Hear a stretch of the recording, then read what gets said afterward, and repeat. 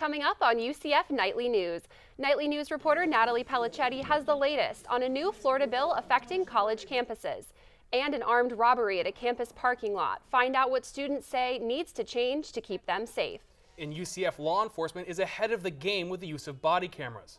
You're watching Nightly News, covering the university community and the greater Central Florida area. Nightly News starts now.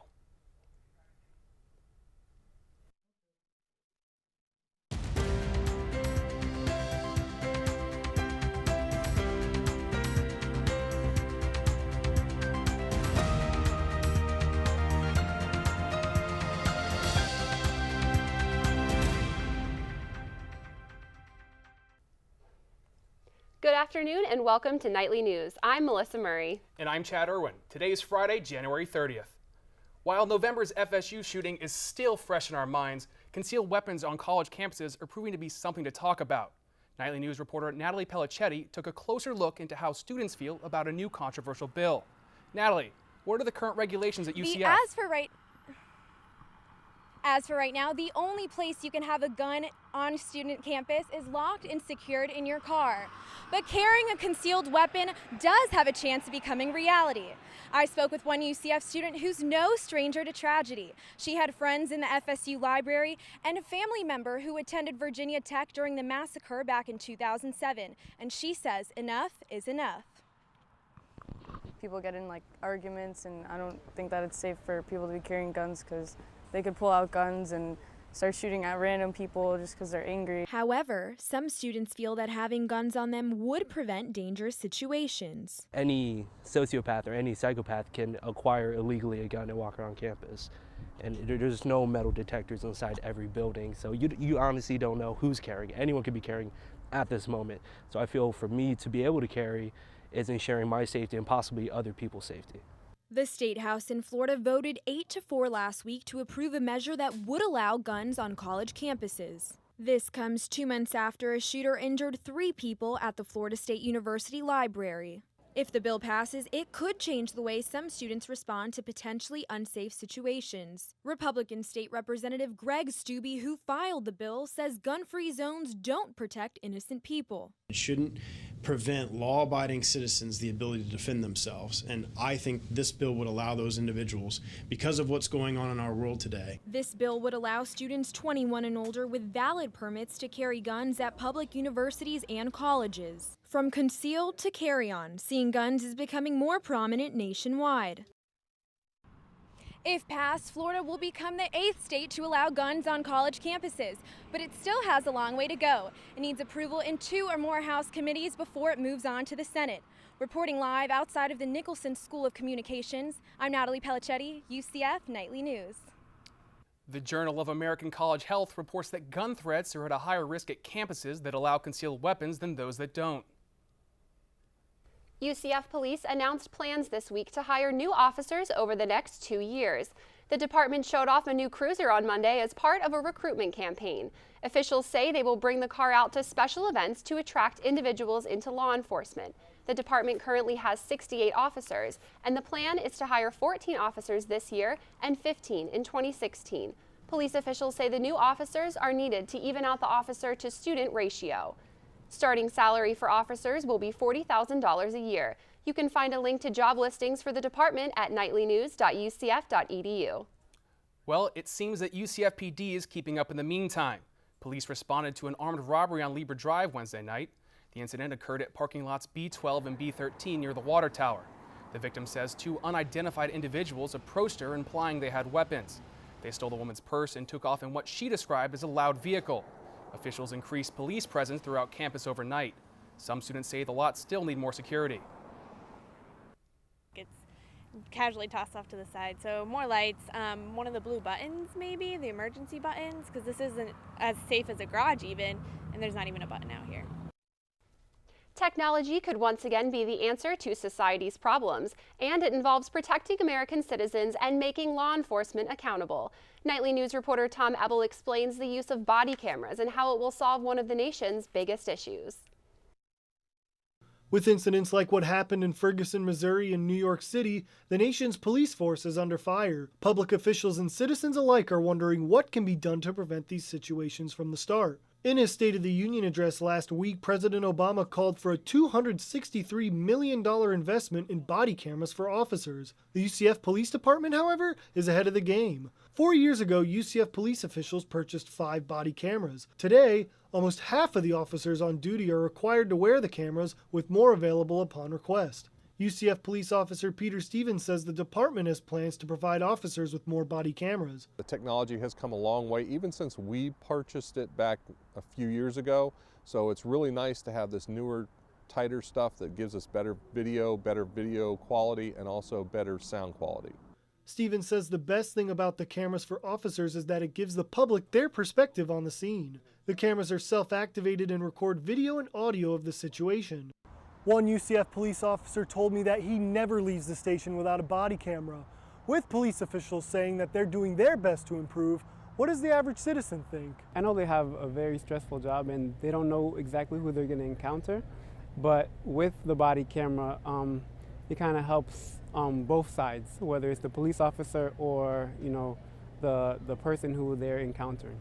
Officer Stevens believes having the evidence available is what will help the average person. By getting the information on film and showing what's happening in real time is a great benefit to the citizen.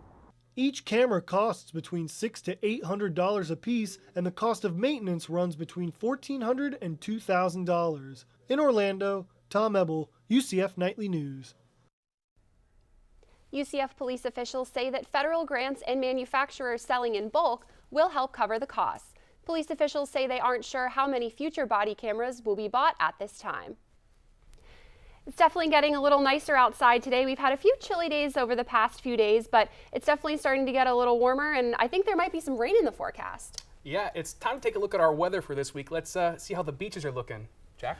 Hey, Chad, it was clearing up, and now it's going to get a little cloudy, but for right now, it's currently 66 degrees. Humidity is at 65%. Winds are coming from the west at 12, 13 miles per hour, and there's a decent amount of clouds in the area. Natalie was outside earlier and said it might be drizzling, so be careful for that. Thanks, Jack. Still ahead on Nightly News. We'll speak with UCF Knights honoring the life of a fallen Ohio teen, how her life impacts students on campus. And we'll take a look at our national headlines for the week. Stay with us.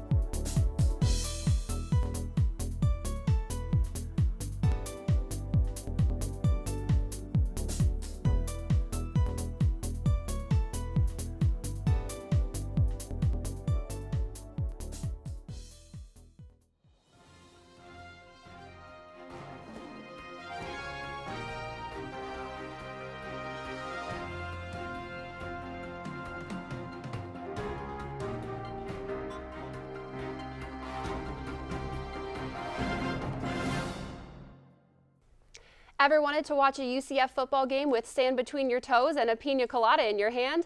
Well, your wish can come true next football season at UCF for a steep price. Night fans will be able to enjoy the new beach-themed East Side Club for a whopping $900. This means UCF will be one of a few colleges that will serve alcohol inside their campus football stadium. UCF Assistant Athletic Director Andy Seeley tells us that fans will now be able to purchase drinks and bring them to their club seats.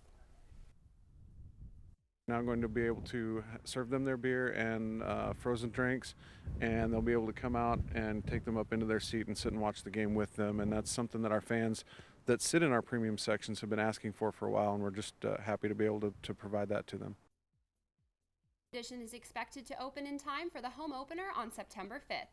The ESC will also be available for private parties and have exclusive Wi-Fi and flat-screen TVs. And while you won't be paying such a big price tag, Volusia County beachgoers can expect to shell out a little more to hit the real sand.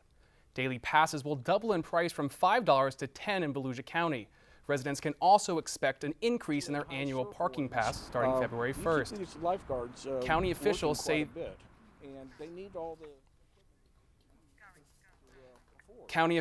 the increase will help with the cost of beach operations like lifeguarding and beach maintenance. New Smyrna Beach resident Gary Johns says while the increase is a little steep, he understands the need for it.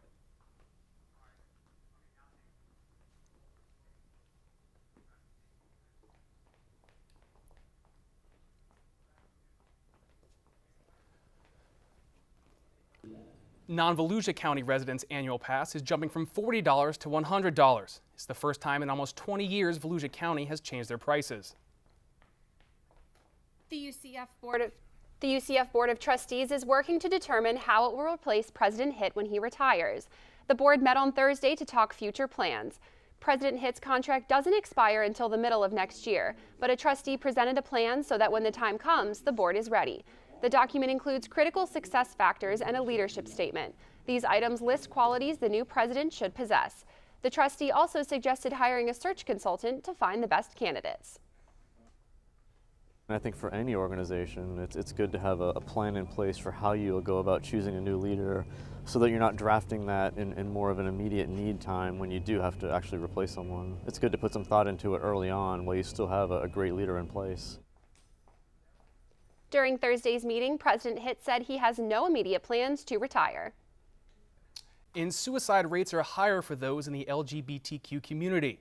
UCF students hosted a vigil on Wednesday to honor the life of Leila Alcorn, an Ohio transgender teenager who took her own life.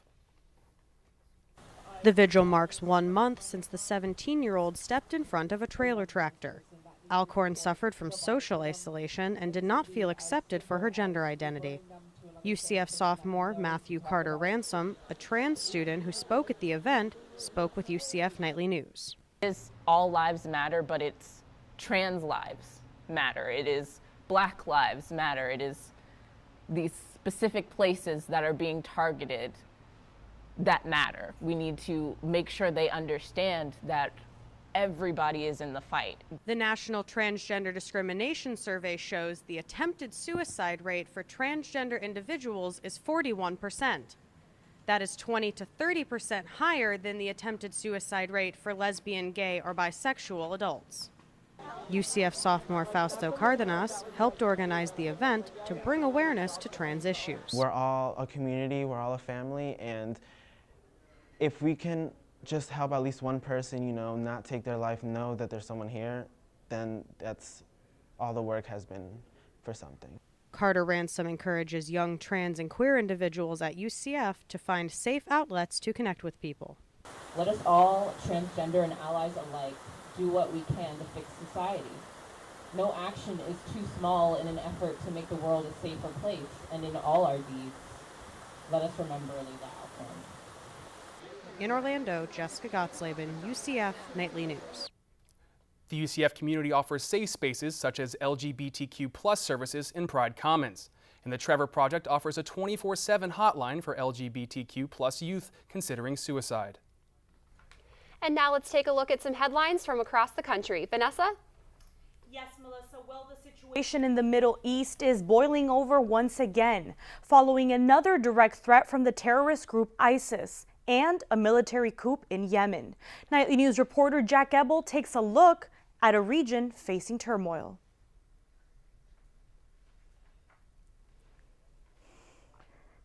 The White House has yet to respond to the Tuesday threat by ISIS to behead President Barack Obama and attack European nations. Dr. Hakan Azalu, director of Middle Eastern Studies and a history professor at UCF, says that while the threat is a marketing tool, it should not be taken lightly. They want people to talk about them, advertise them. This helps them to recruit. But any threat of that sort should be taken very seriously. That doesn't mean they can. I don't believe they can carry out those threats, but at least they dare to do that. Adding to the ISIS threat is the coup in Yemen by a rebel group, the Houthis. Jaber Narabia, the head of the Orlando chapter of the Syrian American Council, says the fall of Yemen at the hand of this group should raise concerns in the U.S. A failed state in Yemen is basically a much bigger playground for terrorists to come and attack the U.S. Actually, one thing about the Houthis is that their slogan says "Death to America." That's really their slogan. You'll see it on their military badges. It says "Death to America." Jaber says these developments in Yemen mirror the beginning of the Syrian civil war in 2011.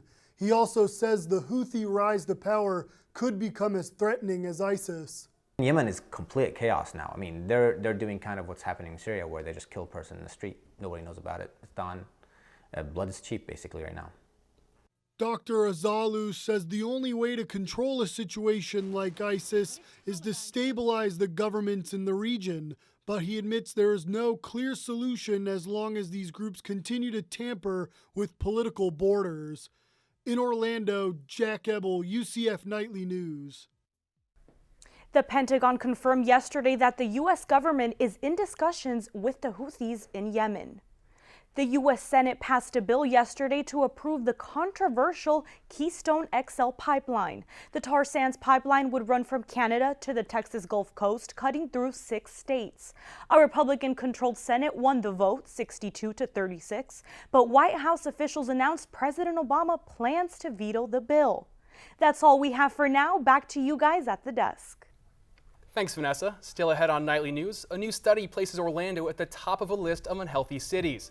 Find out where the city ranks and what students do to stay in shape. And Jack will have your full forecast. Stay with us.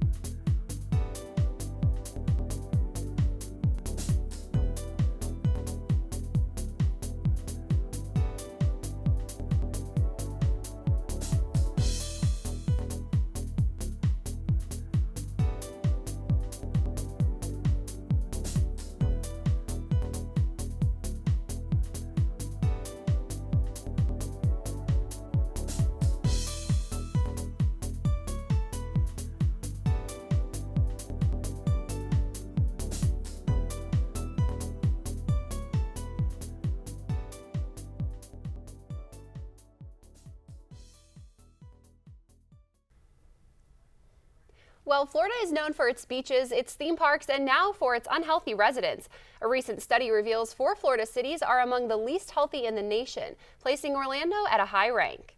It's not exactly a spot we want to be in, is it? Yeah, I know a lot of people have been making some New Year's resolutions to kind of get back on track, so maybe Florida can work their way up in the ranks. Yeah, the gym's definitely been packed lately. Yes. Well, Nightly News reporter Camilla Uribe asked students what they do to stay in shape.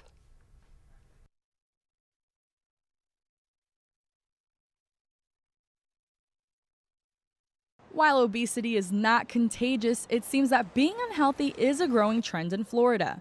A recent study from BetterDoctor.com, a free online consumer healthcare tool, reveals that the Sunshine State's residents aren't the healthiest.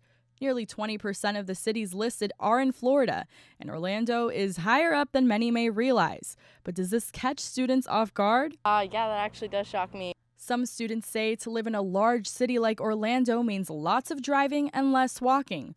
But others say a little effort can go a long way. As a college student, you don't have that time to cook every day as like the healthy foods. So you just go to the fast food places because they're accessible. So I would say like meal prepping is your best bet. Some students say that exercise and healthy eating are hard to manage.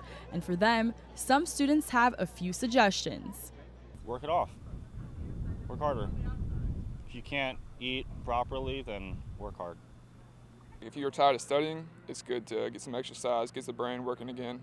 The BetterDoctor.com study reveals that Orlando comes in at number 14 among the top 25 unhealthiest cities in the nation. And some UCF students want to know what they can do to beat that statistic.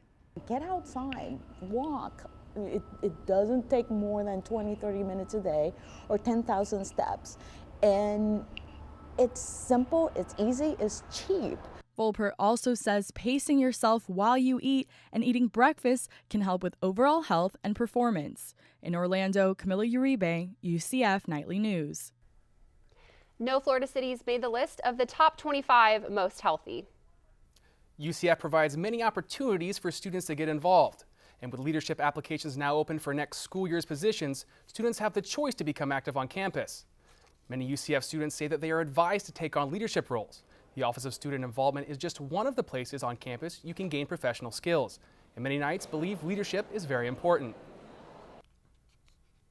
It's fun, honestly. It's like, just like the fun part of being in school. Like, I always have to work. I always have to, study and stuff like that. So it's just the fact that I get to be with my friends and we get to do something good. What motivated me to get involved was being able to form relationships with fellow freshmen and sophomores, the people in my year, and find my place at the university. And have you ever wondered how much waste gets dumped into landfills every year? Environmental Protection Agency officials say as the population grows, so does the waste, and it's only getting worse. Here at UCF, university officials held a summit this week to educate students about the waste problem and how to manage it. They offered several tips for reducing your imprint on the environment, such as buying a reusable water bottle and grocery shopping at a farmer's market. There are recycling banks around campus that help separate waste from plastic and other materials. An EPA study states that recycling and composting prevents 86.6 million tons of material from disposal in 2012. And now it's time to take a look at our weather. Jack has our forecast. It looks pretty good right now, Chad, and things are clearing up around, maybe a little cloudy today, but let's take a quick look at the state of Florida. Here in Orlando, it's 69. In Tampa, it's 73. Down in Miami, it's 74. Up in Jacksonville, it's 62. And in our neighbors in the capital, it's up at 60. So just a quick look at the heat map real quick of how the country's doing. Look, it's cold, it's cool. There's not warm temperatures except down south in the Gulf and the Atlantic. Look up here towards Juno, the winter storm that hit the Northeast. But overall, things are looking cool in the United States. Now with that cool, as I said, Juno up here, it's starting to head off toward the Atlantic, so that won't bother the Northeast for much longer. And then just in the Southwest, just a lot of rain down there. But the clear thing is here in Florida, it looks great. So now just to the 5-day forecast, we're going to take a look at what's going on this week. People heading to Gasparilla on Saturday, looks good, no rain. Super Bowl Sunday, just as good, no rain, high of 76. The rain's going to come back to bite us on Monday with a 50% chance of rain. but it looks pretty clear for the rest of the week. Wednesday, maybe a little tough, but it'll be a good week next week, guys. Thanks, Jack. Still ahead on UCF Nightly News, we have your weekly sports recap. And we'll give you the scoop on Super Bowl 49. Stay with us.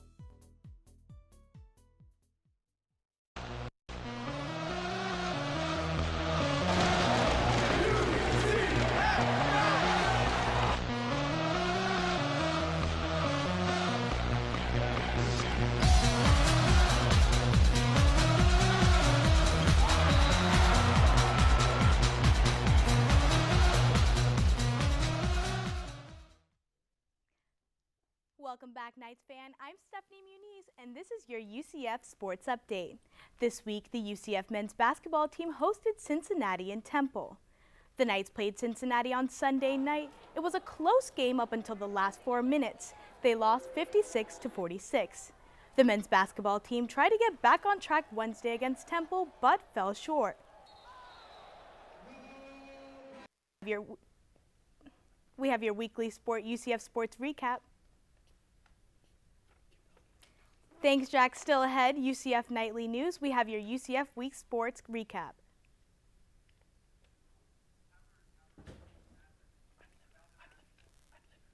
The game was a very close game as Casey Wilson led with 8 points. And it was a very close game against Temple, but they tried to get back at the next week's game on Wednesday, and they had also a hard time. 86-62. They lost the game 86-62.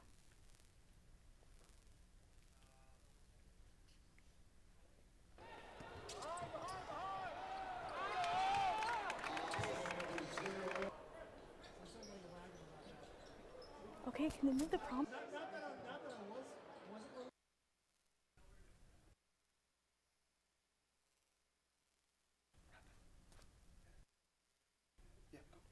And that's all we have here for sports. Now back to you guys at the desk. Thanks for joining us. Coming up in the second half hour, Nightly News with Tom Ebel and Robert Sutton.